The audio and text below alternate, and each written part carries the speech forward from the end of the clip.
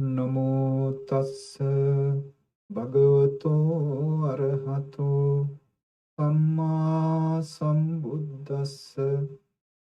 Namo tassa bhagavato arahato samma sambuddhassa. Namo tassa bhagavato arahato Dhamma Sambuddhassa.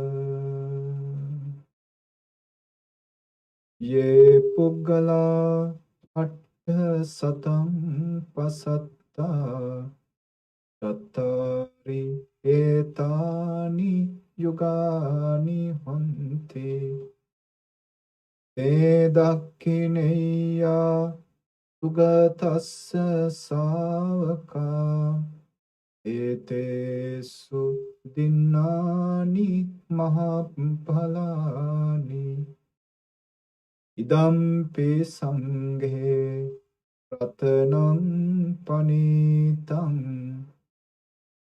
etena saccena suvatte hotu.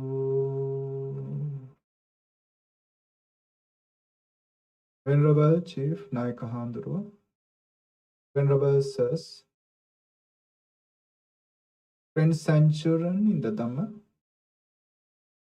good evening and welcome for our Saturday regular Dhamma talk. We are continuing the series on the jewel Sutta, the Ratana Sutta. Today, prior to our explanation on the intended verse that I just mentioned, I thought of doing a recap on the previous stanzas that we have already explained for two reasons. One is to establish our knowledge on the meanings of those verses, and also to clarify that these stanzas, though they have individual unique meanings in each of those stanzas, at the same time there is a sequel. In these meanings that which is going through in these stanzas to the end of this sutra. So it is better to understand that sequel, this line of meanings embedded in these stanzas as we are continuing this explanation on this sutra. Now, this sutra began with the invitation to the deities, Bhummaniva on the ground, Antalikke in the space. Invite them and then radiate metta towards them. Sabbheva bhuta sumana bhavantu. That line is the most significant line in that first stanza. May all beings be happy-minded. One of the core Buddha's teaching. You want the blessing out of these extraterrestrial or these beings of invisible. The most easiest, prominent, and well-effective method is radiate metta towards them. And it is explained in several other sutras, like Metta Nisansa Sutta, Karaniya Metta Sutta. You radiate metta towards them, then automatically their metta will reflect upon you, come back to you. Sabbeva bhuta sumana bhavantu. Invite the devas and radiate metta towards them and request them to listen to this sutra which is forthcoming. Atopi sakkaccha sunantu bhasita. Then after that, a request made towards the devas to preserve, to protect, to safeguard vigilantly these people who radiate metta, as well as divacharatto cha haranti ye baling, those who bring you the gifts day in and day out, bringing gifts and offering to you. So the people are instructed or advised to do metta, but of course they must have been practicing this offering of gifts to the devas even prior to the Buddha's teaching there, even prior to the Buddha's visit. The Buddha did not reject them, but Buddha added another practice of developing metta towards them, cultivating metta towards the deities. For the first two stanzas, nothing much of Dhamma, but has the significant in the sense of creating an atmosphere which is convenient for the human beings as well as devas through metta. Then the third stanza, straightforward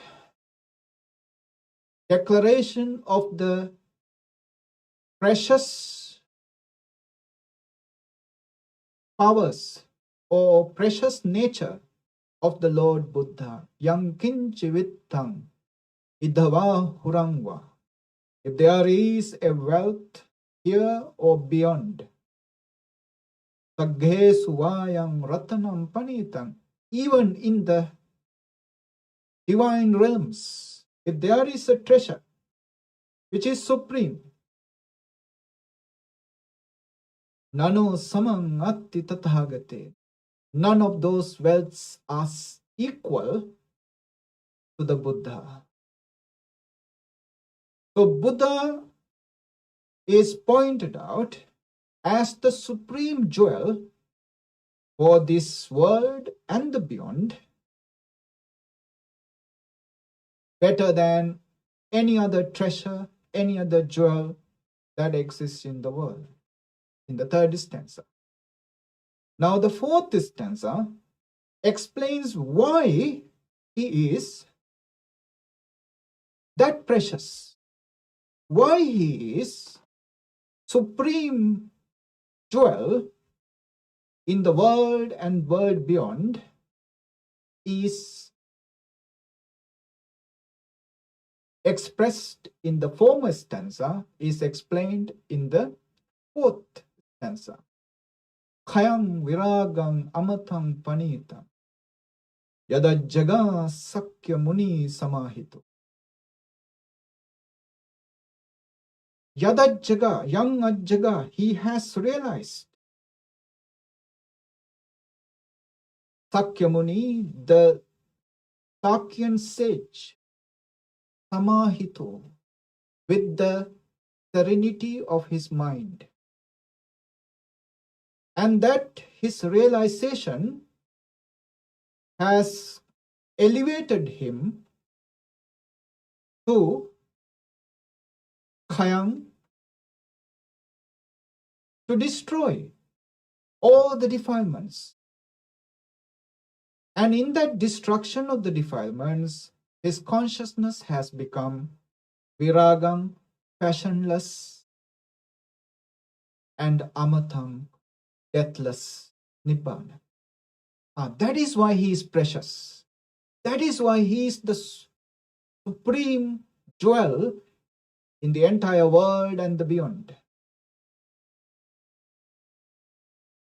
And in the next stanza, that is the fifth stanza, explains how he attained to that state of Khayang Viragang Amatang. That how he reached there is explained as a jewel nature, a precious nature of the Dhamma. Yam Buddha Setto Parivannai Suching Samadhimanam Tarikanyamahu Samadhina Tena Samona Vijjati Idam Pidamme Ratanam. Buddha Setto, the Supreme Buddha, Parivannai Suching, if he praises, extolled, complimented, Suching purity, that purity is acquired, received through Samadhina, through concentration, through serenity, development of the serenity, development of samadhi.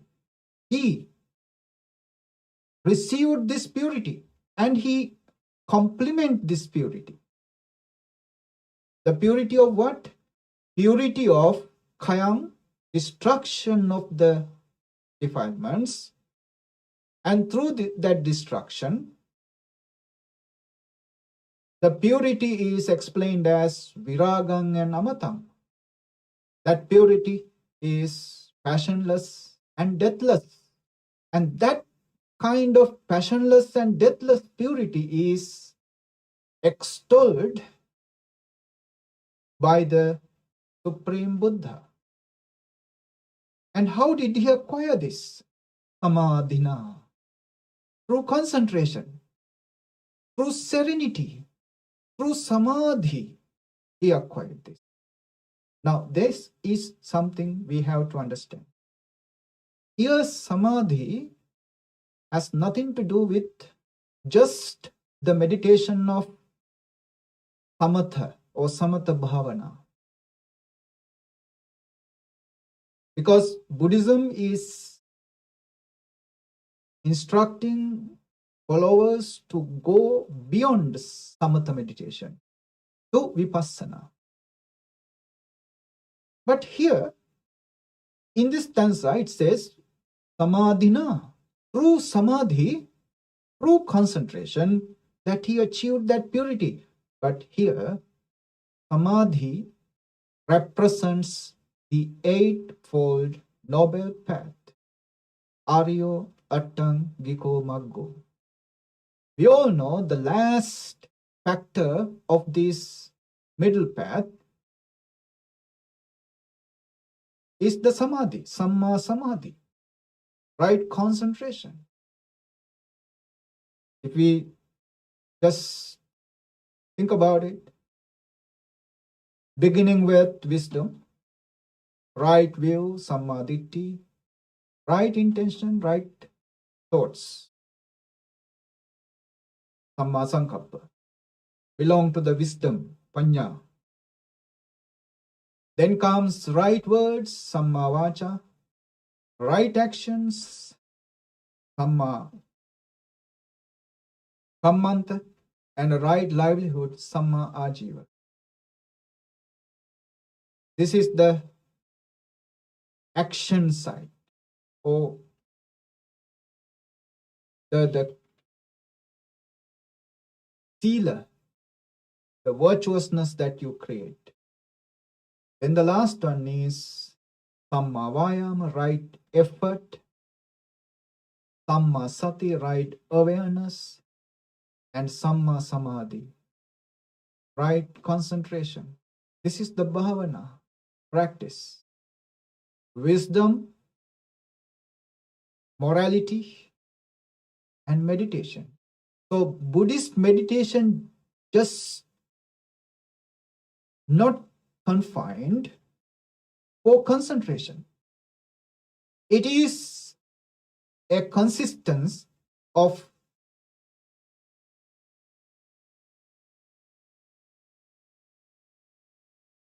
three factors: Dhamma Vayama, right effort; Dhamma Sati, right awareness; and Dhamma Samadhi, right concentration.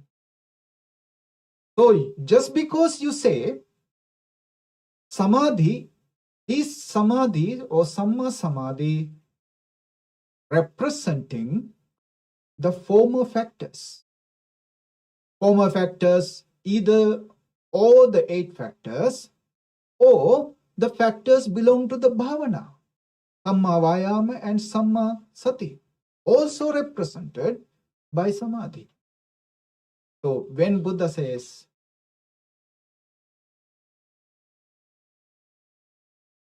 Samadhimanantari kanyamaho, the Samadhi, the concentration or the serenity that gives immediate results, is the cause, is the reason behind the suching, purity, that the Supreme Buddha's praise. So the practice of Samadhi means the practice of Eightfold Noble Path, Aryo Attangiko Maggo. Now in this 5th line, 5th stanza, Buddha explains the practice, the Dhamma. Dhamma is nothing but the instructions for somebody to practice, develop his spirituality, so that one day he becomes free from everything. So the first 2 stanzas, nothing much of the Dhamma, invitation to the Devas, radiating metta towards them, asking them to listen to the Dhamma, and asking them to protect the people who radiate metta towards them and who offer gifts to them. That's all. The 3rd, 4th, 5th stanzas, 3rd stanza, Buddha is pointed out as the supreme jewel in the world. 5th stanza, why Buddha to be called this supreme jewel in the world is explained. And then the 5th stanza is explained as the path, as the technique that the Buddha practiced, and he explained to the world to achieve that supreme purity, supreme noble state, supreme jewel in the world. Now today, the 6th stanza. Today, this stanza is about his noble disciples practicing what the Buddha says to reach to that same state of purity. Remember, Buddha doesn't expect his followers to come to the stage lower than him. Buddha wants his followers to come to the same state as him, because Buddhahood is not somebody's possession or somebody who is only unique to achieve that. It is for everybody. It is for all beings. But of course, for the beings who can climb up the ladder of wisdom are the ones capable of reaching there. But it is available for everybody to the reach of the same states as all the Buddhas reached. So with that note, let's begin the explanation of this stanza. The 6th. Now, as we explained earlier, the purity, suching, is the goal that one who practices is to reach. This purity is twofold. The purity achieved with concentration, and the purity achieved through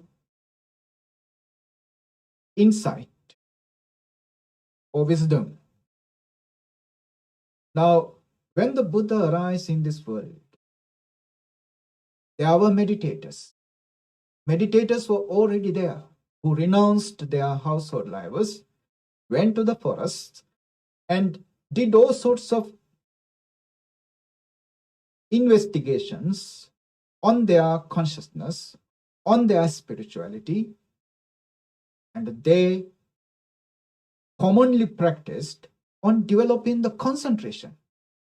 Samadhi bhavana, samatha bhavana was very much prevalent, commonly practiced by the time the unenlightened bodhisattva arise in this world.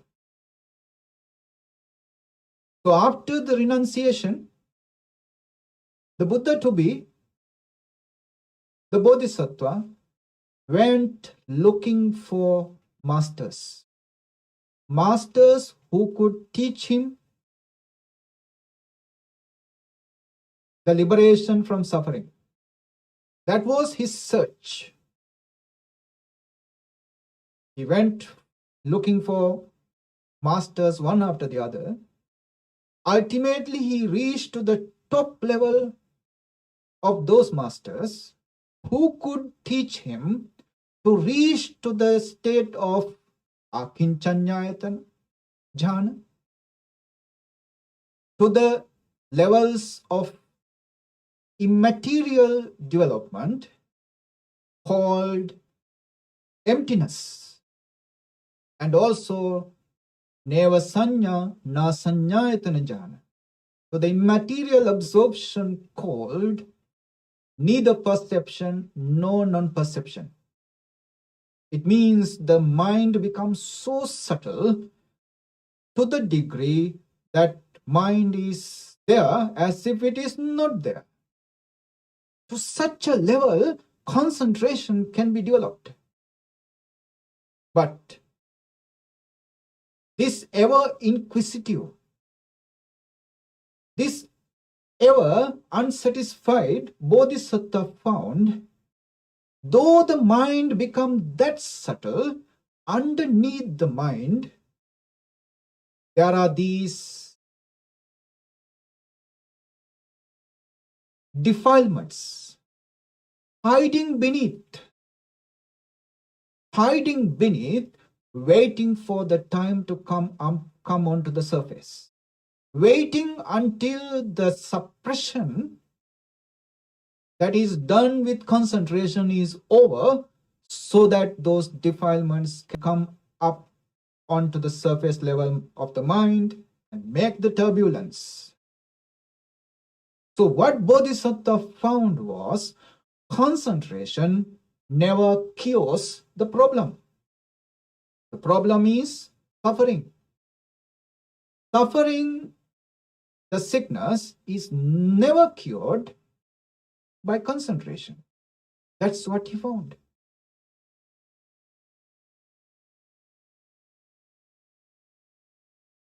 So he found none of those meditators are capable of teaching him to get rid of those hidden, lying within, sleeping, dormant defilements. To get rid of them. Nobody is capable of teaching him. That's how he found no masters to teach him to end the suffering. That's why he went into the torturous method of Attakilamatana yoga, self-tormentation, after he found concentration is not helpful to get rid of those defiled state of mind hiding within. But he found that self-torturing or this self-tormentation also not helpful. Then only he understood there is another method. There must be another method to get rid of these defilements, which is hiding within, hiding behind the veil, waiting to come up and bring someone to the suffering, to the life again and again. So the suppression is not a cure. Concentration is nothing but, in the Buddha's eyes, a suppression. Useful to get the surface level of the mind to become calm and serene. For example, if a lake or a pond, if the surface level of the pond is disturbed, ripples of waves are happening, you cannot see what is underneath or what is happening in the bottom of the pond, because surface level is hindering your view of the bottom. So if you want to see what is going on in the bottom level of the lake, pond, the first thing to happen is quiet down, calm down the surface level of the mind. To calm down the surface level of the lake or the pond, what do you have to do? Let it be still. Let all the disturbances are gone. Suppress them, stop them, so that the surface level of the lake, pond will be quiet down. In the same manner, you suppress the defilements, suppress the hindrances, and calm down, quiet down the surface level of the mind.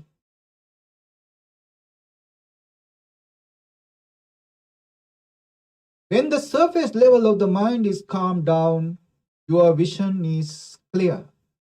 Your view is clear. You can see, you can witness what is going on underneath in the deeper levels of your consciousness.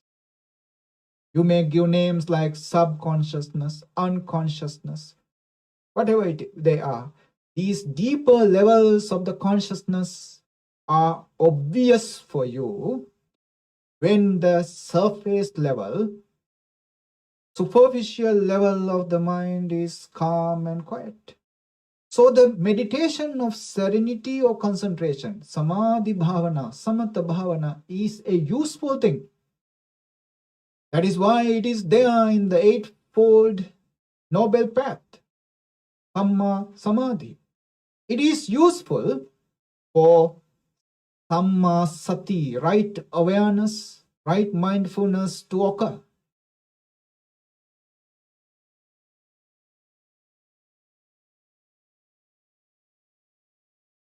Because Buddha found with the Samadhi, you quiet down, calm down the mind, and with the awareness, with the vipassana, with the mindfulness, you remove, get rid of those defilements. When you are getting rid of those defilements, that purity, that pure nature arises in you, is not temporary, is not evanescent, it is eternal, everlasting, permanent. Why? Because it is a removal of the defilements. In concentration, it is a suppression of the defilements. Those suppressed defilements, always waiting for a loophole to come up to the surface level of the mind and disturb you totally. or destroy you. They are compared to a snake put in a box and you suppress it. You cover that box, keep it under your suppression. As long as you are suppressing it, you are safe. But once you let loose that suppression, you are in danger, because that snake, when it comes up, it has only one aim, one goal: to destroy you. So also the mind, so also this world. Suppression is never the answer. So also our problems, suppression of the problems, never the answer. Mind also functions in that same manner. So the suppression of the defilements, never the answer. Getting rid of them, getting free from them is the answer. That's why the real purity is to be achieved via vipassana, via awareness or mindfulness. So the switching in the pure, the pure that the Buddha praised, which we explained in the former stanza, is the purity achieved via mindfulness, via sati, via awareness. Now, the practice, the Dhamma taught by the Buddha, is confined to the Eightfold Noble Path in the former stanza. Now, in this stanza, it is explaining the people who gain results by practicing these Eightfold Path, Eightfold Factors. Yeah. Now, as somebody is continuously practicing on these Eightfold Path factors, or simply we say middle path, he is transforming his life based on this middle path. Middle path and his life becoming and getting into oneness. It is not separated anymore. They are becoming one. When it is getting stronger and stronger in one's life, the middle path, what happens is he is getting rid of certain defilements called fetters, bondages. These fetters are in Pali called sangyojana. Sangyojana. He is getting rid of a false personification. We can say a false self-view. In Pali it is called Sakkaya Ditti, Satkaya Ditti.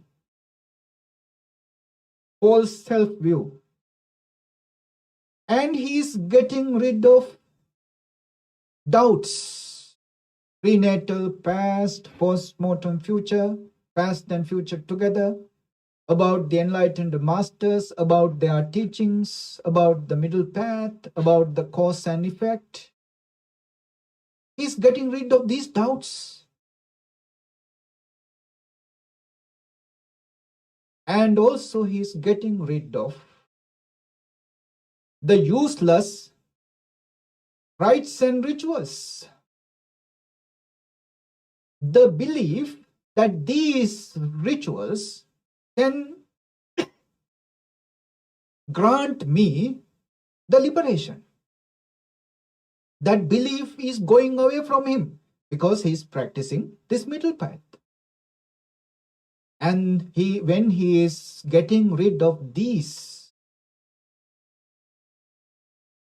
Sakkaya Ditti, Vichikicca, Tilabbata Paramasa, false self-view, doubt, and the attachment to rites and rituals, when he is getting rid of, as he got rid of them, he come to a state called Sota Apanna. Sota is the stream. What is this stream? Stream of middle path. Apanna entered. That's how he entered the middle path. Earlier he was practicing the middle path. Now he has entered to it. It means the middle path is him. He is the middle path. Oneness is achieved. Sota Apanna. This is the first stage of sainthood. Now this first state of sainthood is twofold. The ones who are on the path and the ones who have attained the fruition. Magga Phala. Then comes the second stage. Then after that elimination of the previous defilements, he continues practicing on the middle path. The path is one, only the middle path. He is practicing on the middle path, going deeper and deeper, and he is getting stronger and stronger in this middle path. And he is reducing the energy of the most strongest defilement in our lives. Why we are stuck in these realms of sensual pleasures? Because of this singular strong attachment called kama tanha, to please the senses, to please the five senses. That's why we are stuck in the realms of sensual pleasures, lifetime to lifetime. All what we were doing is pleasing the five senses.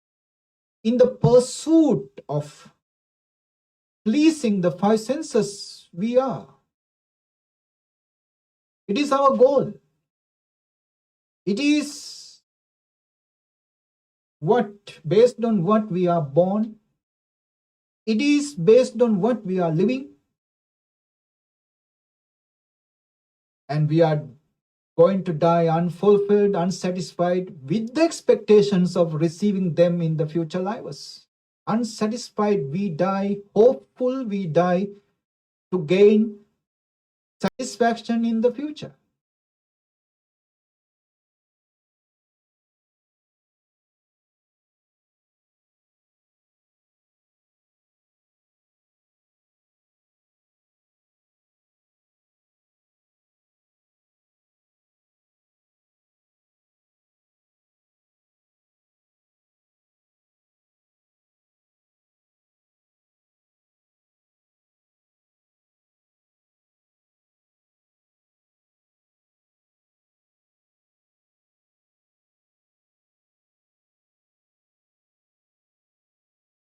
Jumping from one body to another, roaming around the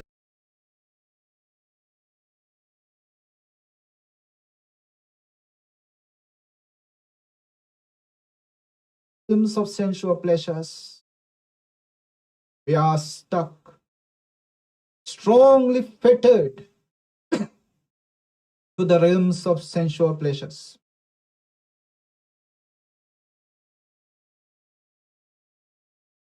This is the most strongest bondage. Kama tanha,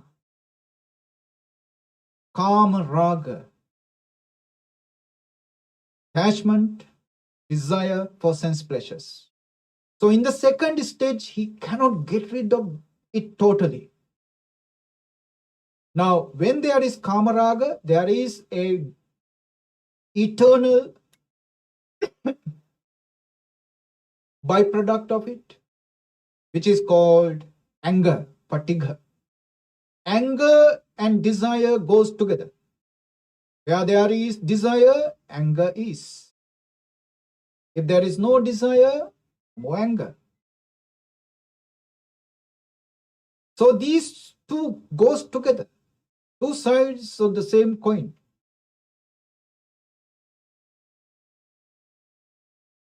In the second stage, as he is developing the Eightfold Noble Path, as he is working on the middle path, he comes to the stage that he reduces, he diminishes the powers of desires for sense pleasures and anger. He reduces it. And he come to a middle point of development called Saking Agami or Sakadagami. Because he has reduced the powers of the sensual desires and anger, but yet the attachment for sense pleasures are still there in the residue form. So he has to come back again, sucking once more, agami, coming back, once returner. And if he is not satisfied with that, if he continue to practice, continue to flow on the path of the middle, if he is continuously practicing on the middle path with so much of strength, with so much of vigilance, then he will be able to get rid of all those kama raga and patigha, sense desires for sense pleasures and anger, totally, absolutely. When he got rid of them, he is no more in the bind, in the attachment to the realms of sense pleasures. He's gone beyond. He's gone beyond. If he is to die at that level, when he got rid of these bondages, he is to be born in the Brahma realms, beyond the realms of sensual pleasures. He is the one called Anagami, non-returner. Na-agami, anagami, the non-returner. Non-returner to where?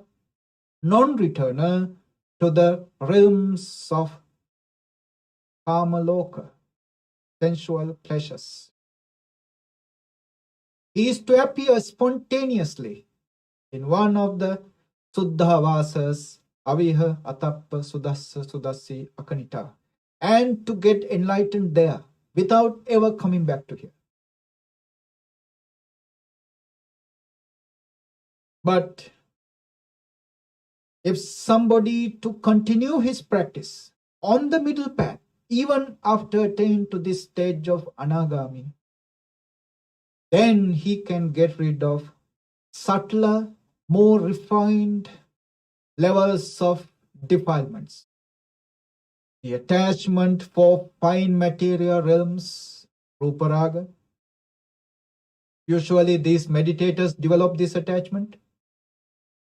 Then Aruparaga, attachment for non-material or immaterial states. Then of course there are other defilements like Mana, conceit, Uddacha, restlessness, and Avijja, ignorance. So with the destruction of these 5 fetters or bondages, one attains to the final stage called Arahanta. Now there are 4 stages on this supramundane path.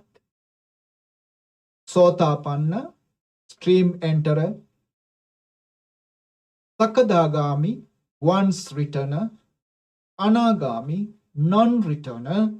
And Arahant, the enlightened one. But these 4 becomes twofold. How?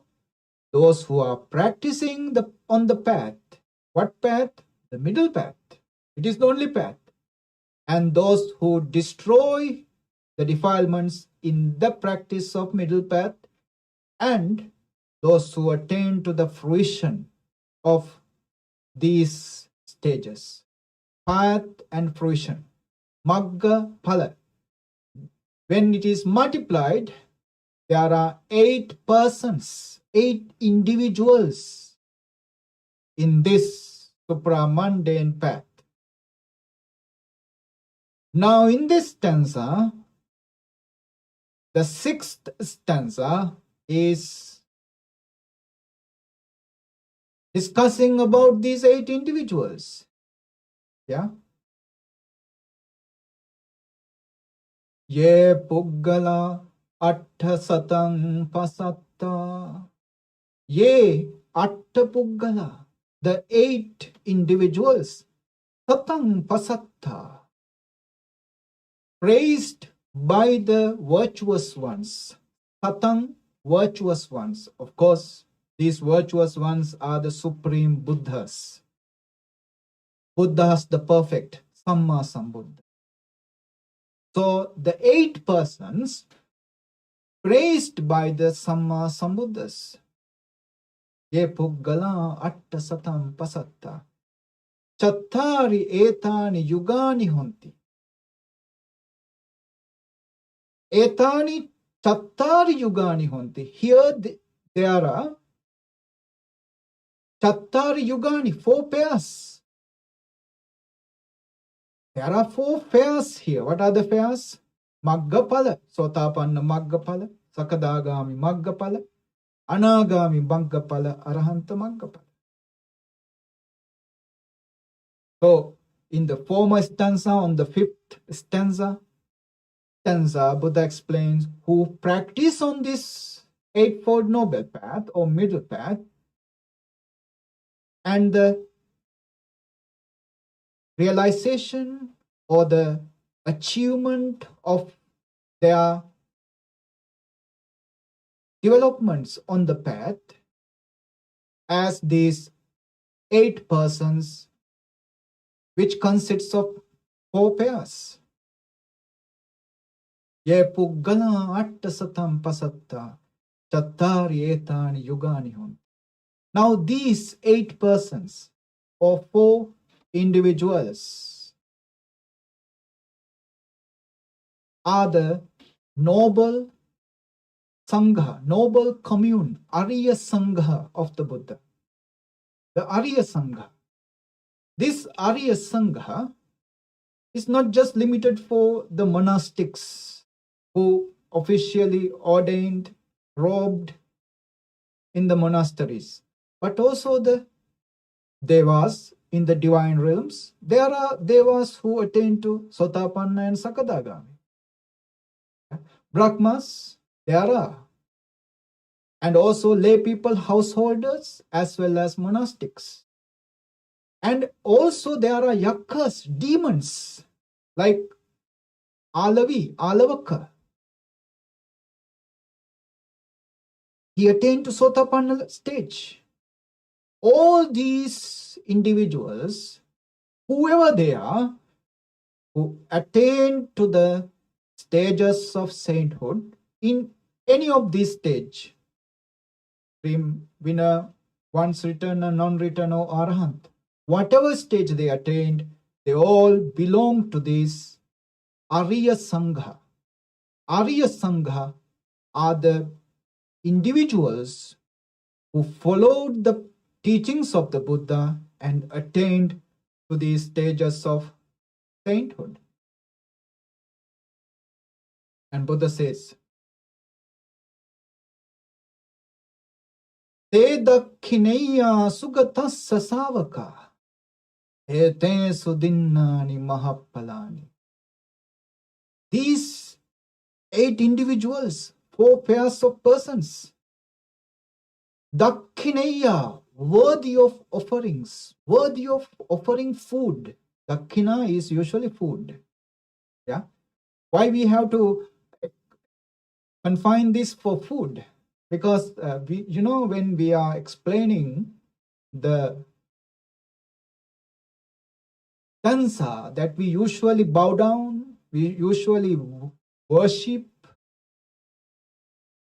usually chant this stanza to worship these eightfold persons, eightfold noble individuals. It is worthwhile to understand that stanza because this stanza explains these 8 individuals when we are chanting it. If we chant with the understanding, it creates such a devotion within us. That devotion is very helpful. Now, this stanza begins with Supatipanno. The commune or the listeners or the ones who hear the Buddha, Pavaka Sangho, the commune who listen to Buddha, Supatipanno Bhagavato Savaka Sangho. The commune who listen to the Buddha, Bhagavato Savaka Sangho. Supatipanno has entered the good way. What is the good way? Middle path, eightfold noble path. Ujupatipanno has entered the straight way. What is the straight way? Eightfold noble path. Nyayapatipanno has entered the true way. The true way? Eightfold noble path. Samichipatipanno has entered the proper way. Now, eightfold noble path is explained with these beautiful words as Supatipanna, Ujupatipanna, Nyayapatipanna, Samichipatipanna. The good path, straight path, true path, and proper path. And whoever has entered onto this path, Yadidhang chattari purisa yogani atta purisa puggala. The 4 pairs of individuals and 8 persons, we know them already. Then it says what? Ahuneyo, Pahuneyo, Dakkineyo, Anjali Karaniyo. Those beings who have entered onto that good, straight, true, proper path are Ahuneyo, worthy of gifts, Pahuneyo, worthy of veneration, Dakkineyo, worthy of offering. Here, food. When it is said Ahuneyo, gifts. So Dakkineyo is worthy of food, worthy of offering food. Dakkineyo, Anjali Karaniyo, worthy of reverential salutation. Why they are worthy? Because they have entered onto the path called the path of purification. Path which will lead one for the purification. The middle path. That's why they are worthy of offering, worthy of reverential salutations, worthy of gifts, worthy of hospitality. Pahuneyo is hospitality. Ahuneyo, worthy of gifts. Pahuneyo, worthy of hospitality. Dakkineyo, worthy of offering food, Dakkina. And Anjali Karaniyo, worthy of reverential salutation. Anuttarang Punya Kettan Lokas. They are the incomparable field of merit for the world. Now, in this stanza, this is explained as why you should offer food to these 8 noble individuals. Te dakkineya sugatasya savaka. They are dakkineya, worthy of offering food. Sugatasya savaka. We have to understand that Sugata, he is translated welfarer, who walked well. Walked on what? Walked on the middle path. So Buddha himself walked on the middle path. That's why he is Sugato, welfarer. Sugatasya savaka, they are the disciples of welfare. Why they are worthy of offering food? Te dakkineya sugatasya savaka etesu dinnani mahapalani. Whatever given to them yield the best of the results.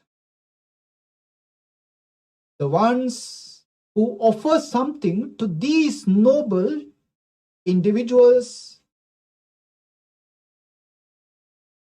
gain the best of the result. As it is explained, Anuttarang punyaketang lokas, to the world, this is the incomparable field of merit. Field of merit. The field is there. You plant a seed of merit. If you plant a seed of merit based on these noble sangha, then whatever results will come will be abundant, infinite, incomparable, fearless. The greatest merit that you can receive is planting the seed in the field of noble sangha. Etesu dinnani mahapalani. If you offer something to this eightfold noble sangha, who are in the paths and the fruition, in the practice of the supramundane path, you receive the greatest merit. Idampi sanghe ratanam panita. This is a virtue which is ratanam panita, like a gem, immeasurably valuable, supremely valuable. Etena sachena suatti hotu. By the virtue of this truth, may there be peace.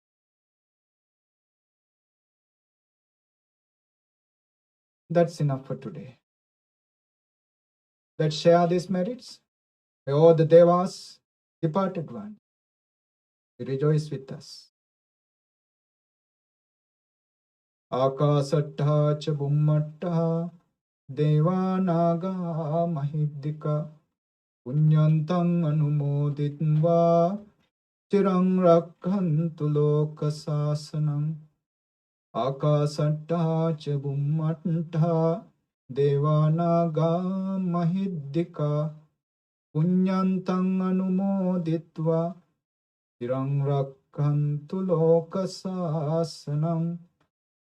Akasatta cha bummattha devanaga mahiddika punyantang anumoditva chirang rakkhantu lokasasanam. Dhamme jnatinang hotu sukita hontu jnatayo.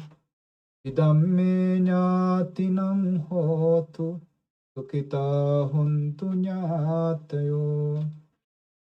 Idang me jnatinang hotu sukita hontu jnatayo.